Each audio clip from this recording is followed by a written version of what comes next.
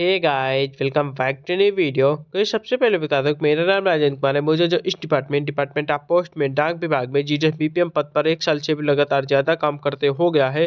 तो जो भी आप लोगों को इन्फॉर्मेशन दूंगा बिल्कुल ऑथेंटिक और सटीक होगी। तो गाइस, आज की जो वीडियो है इसमें आप सभी लोगों के सामने एक जो है लेटेस्ट में एक अपडेट आया हुआ है, जो कि हमारे डाक विभाग से रिलेटेड है। डाक विभाग की जो मांग है या फिर जीडीएस कर्मचारियों की जो मांग है या फिर जो है जीडीएस जो हमारा डाक विभाग की उन्नति है और उसके भविष्य के लिए यहाँ पे जो है जो हमारे मंत्री हैं ज्योतिरादित्य सिंधिया जी ने हैं, उन्होंने जो है यहाँ पे अपने भाषण में बहुत सारी चीज़ों के बारे में यहाँ पे डिस्कशन किया हुआ है, जो कि हमारे डाक विभाग जीडीएस से रिलेटेड है। उनकी जो उन्नति है, उनके आने वाले भविष्य में है या फिर इनके जो पास्ट का टाइम था, आने वाला भविष्य है कैसा, क्या उसमें जो है चेंजमेंट करना है।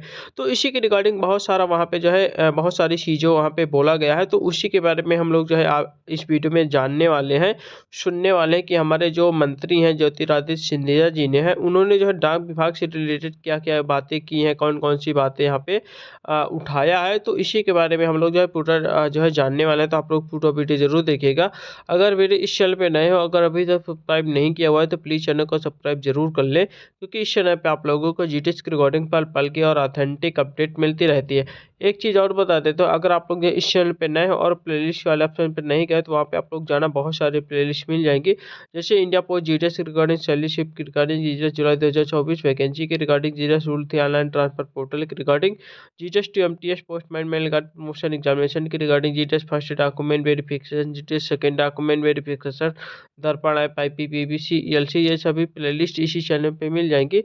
तो जो भी आप लोगों के मन में कन्फ्यूजन चल रहा हो, आप लोग जो इन प्लेलिस्ट पे जाकर अपना कन्फ्यूजन दूर कर सकते हो। अब हम लोग सीधे चलते हैं ज्योतिरादित्य सिंधिया जी के जो हमारा जो है लाइव भाषण था, उस भाषण को हम लोग सुनते हैं। उन्होंने जो है इस डाक विभाग से रिलेटेड क्या क्या कहा है और अपना एक्सपीरियंस क्या दिया हुआ है। तो सीधे हम लोग चलते हैं और आप लोगों को सुनाते हैं। देश में कई ऐसे इलाके उत्तर पूर्वी क्षेत्र में, उत्तराखंड में, हिमाचल में, जम्मू कश्मीर में, जहां पहाड़ों के ऊपर चढ़ के मेरा डाकिया आपकी भावना आपके घरवाली तक पहुंचाने का काम करता था। सरहद पर मेरा जो जवान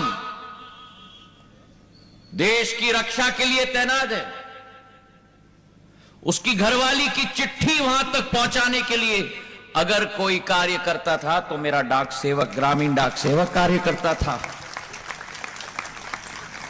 वो मशहूर बॉर्डर का फिल्म याद है ना, चिट्ठी आई है, चिट्ठी आई है। और वो वातावरण जो अभी गोविंद राजपूत जी कह रहे थे, मैं जब स्कूल में था, मैं बोर्डिंग स्कूल में था 6 साल, 1983 से 88 तक। उस जमाने में डब्बे नहीं थे, इंटरनेट, ईमेल नहीं था। बड़े महाराज और पूर्व राजमाता साहब मुझे हाथ से चिट्ठियां लिखते थे। हम रोज कैंटीन में जब जाते थे खाने के लिए, हम चिट्ठी के लिए इंतजार करते थे। आज सलूजा जी से आई है, कल हरि सिंह जी से आई है, और लाइन लगती थी चिट्ठी को लेने के लिए। घर से किसने चिट्ठी लिखा है, और जवाब में हम लोगों को स्कूल में वो 10 पैसे का इनलैंड मेल का वो मिलता था, क्यों हम लोगों को तो कागज पेन नहीं मिलता था लिखने के लिए, तो इंग्लैंड मेल का मिलता था, जिस पर हम चिट्ठी वापस अपने माँ बाप को, अपने बहन को लिखते थे। और आज भी मुझे कभी कभी बुरा लगता है, आज भी मेरे पास बड़े महाराज की उस जमाने में जो मैं स्कूल में था, 11 साल का, 12 साल के, उनकी लिखी हुई चिट्ठियां मेरे पास, वो जिंदगी की स्मरण बन जाती। मुझे बुरा लगता है क्योंकि आज वो जमाना चला गया। अब सरूजा जी अपने बच्चे को बात करेंगे तो टक टक टक टक टक टक टक सेंड, बच्चा वापस सरूजा जी से बात करेगा, ठक ठक टक टक टक टक सेंड, और फिर कब डिलीट हो गया, कब हो गया, भगवान जाने। सारी भावनाएं चली गई। इसलिए मैंने डाक विभाग के सचिव को भी कहा है, आप भी, मैं भी महत्वपूर्ण दिन पर सभी देशवासियों चिट्ठी लिखने की प्रेरणा हम लोग देंगे। रक्षाबंधन के दिन पर, दिवाली के दिन पर, दशहरा के दिन पर, वो अब हमारे पास टाइम ही नहीं है। अब आप कहोगे नीरज निगम को या पन्नालाल जी को कि कागज निकाल के चिट्ठी लिखो। पन्नालाल जी कह रहे थे कि महाराज मेरे कोई ड्राइवर की मदद करनी है। फट करके पन्नालाल जी ने फोन किया, जाओ ऑफिस में चिट्ठी टाइप करो, खड़ा कट लिखो और भेजो। और आ गया मेरे पास चिट्ठी, और वो पूरी टाइप थी। जो आप हाथ से लिखोगे, जो भावना उसमें आएगी, वो टाइप चिट्ठी में कभी नहीं आएगी।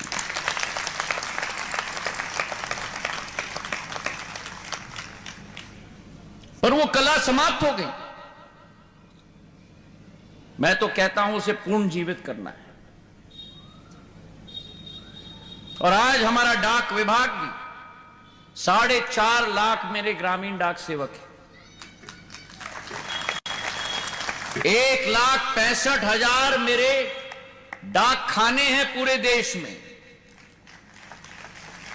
किसी भी निजी कंपनी या सरकारी कंपनी के पास ये डिस्ट्रीब्यूशन और मार्केटिंग सिस्टम नहीं है जो मेरे डाक विभाग के पास है।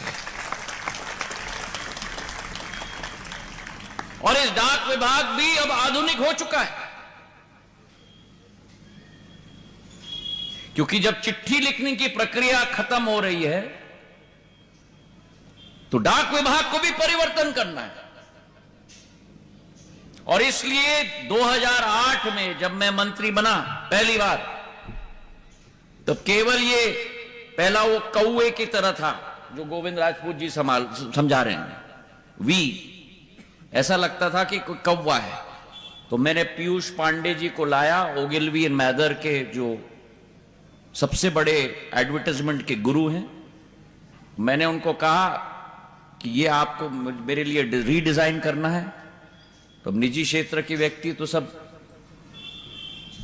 मैंने कहा मेरे पास नहीं है,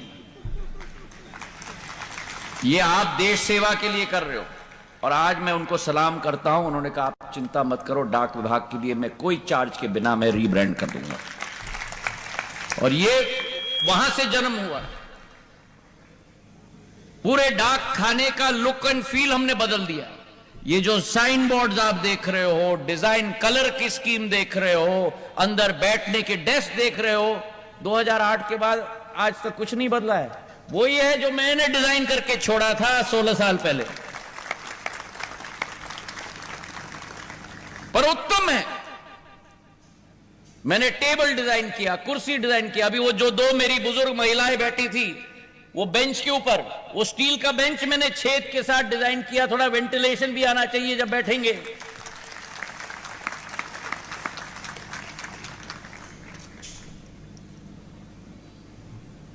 और आज मेरा डाक खाना अब आधुनिक हो चुका है। कंप्यूटराइजेशन कर दी मैंने डाक विभाग की। आज 6 सर्विसेज हम देते हैं। केवल डाकिया चिट्ठी नहीं देता, वो वॉकिंग टॉकिंग सेल्समैन बन गया है। मनरेगा की राशि भी देनी है, उसके हाथ में hand held mobile payment system है। राशि चाहिए तो आपके अकाउंट से पैसा निकाल के आपको देगा मोबाइल हैंड हेल्ड सिस्टम के द्वारा। वो आधुनिक, मेरा आधुनिक व्यक्ति बन गया है देश का। और उस जमाने में डाकिये के बारे में कोई नहीं सोचता था। मुझे तो आश्चर्य हुआ, डाकिये के पास जूता चप्पल का अलाउंस नहीं था, छाता का अलाउंस नहीं था, स्टेशनरी का अलाउंस नहीं था। सारे अलाउंसेस मैंने विभाग के द्वारा दिलवाए। डाकिये का बच्चा केंद्र विद्यालय में प्रवेश नहीं कर सकता था। क्यों? क्योंकि वो गैर सरकारी आदमी है।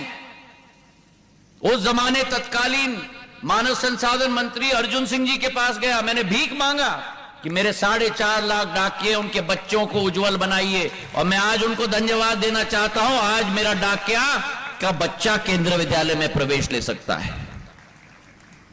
उत्साहवर्धन हुई और परिवर्तन आया। मेरे डाकियों में दक्षता आई, मेरे डाकियों में परिणाम देने के लिए एक भावना आई, नवाचार की भावना आई, और रिजल्ट हमने दिया। और आज भी मेरा डाक विभाग, मैं मानता हूं, सबसे बेहतरीन विभाग है भारत सरकार का। और गोविंद राजपूत जी और आपको भी मैं विश्वास दिलाना चाहता हूं कि आज भी कैबिनेट मंत्री के रूप में टेलीकॉम मंत्रालय और मेरे डाक मंत्रालय के बीच में आप सारे मेरे ऑफिसर से पूछ लीजिए, मैं ज्यादा टाइम मैं अपने डाक विभाग को देता हूं। पूरा परिवर्तन हम ला रहे हैं बिजनेस मॉडल में। मेरे डाक विभाग के ऑफिसर्स को मैंने विदेश भेज दिए। ये बात कर रहे थे बड़े महाराज ने इनको जापान भेजा, मैंने अपने डाक विभाग के ऑफिसर्स को इंग्लैंड भेज दिया, जर्मनी भेज दिया, जापान भेज दिया। जाके देखो उनके डाक सिस्टम कैसे हैं। हमें क्या करना है, परिवर्तन हमें लाना है। साधारण तौर पर मंत्री जाता है दौरे पे, मैंने अपने सैनिकों को भेजा है दौरे पे, और क्या आइडिया लेके आए हैं। और सीपीएम साहब को मैं, विनीत माथुर जी को कहना चाहता हूं, दालमिया जी को कहना चाहता हूं, आप विश्वास रखो, हमारे ऑफिसर्स और आप मिलकर इस डाक विभाग को हम 5 साल के अंदर पूरा परिवर्तित करके प्रॉफिट मेकिंग सेंटर हम लोग बनाएंगे। और ये उसी का भाग है। सरकारी सेवाएं मेरे डाक विभाग के एक एक कर्मचारी देता है। ये तो एक उदाहरण है।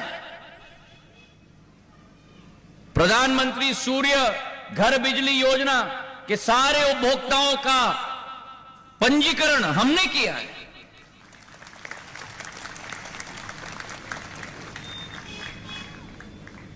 सुकन्या समृद्धि योजना की एक एक महिला का खाता हमने खोला है। पर सरकार के लिए भी जो हम काम करते हैं, डाक विभाग ने कभी सरकार से राशि नहीं ली। मैंने कहा है जो आपका खर्चा लगता है वो राशि हमको लेना है सरकार से भी, और वो परिवर्तन हम ला रहे हैं। और आज गुना में इतना सुंदर इमारत पासपोर्ट सेवा केंद्र मेरे डाक विभाग ने खोला है। दर्शक गृह में बैठे हुए मेरे सभी परिवार के सदस्यों को मैं निवेदन करूंगा, एक राउंड लेना। इतना सुंदर ऑफिस और इतना सुंदर बिल्डिंग बना है, मेरे डाक विभाग के लोगों को मैं बधाई देना चाहता हूं। और आज मेरा डाक विभाग पोस्टल लाइफ इंश्योरेंस की प्रोडक्ट्स बेचता है, पोस्टल सेविंग्स बैंक की प्रोडक्ट्स बेचता है, कॉमन सर्विस सेंटर के ये सब कार्य हम करते हैं, पार्सल हम बेचते हैं, मेल हम करते हैं, इंटरनेशनल सर्विस करते हैं, Indian payment post payments bank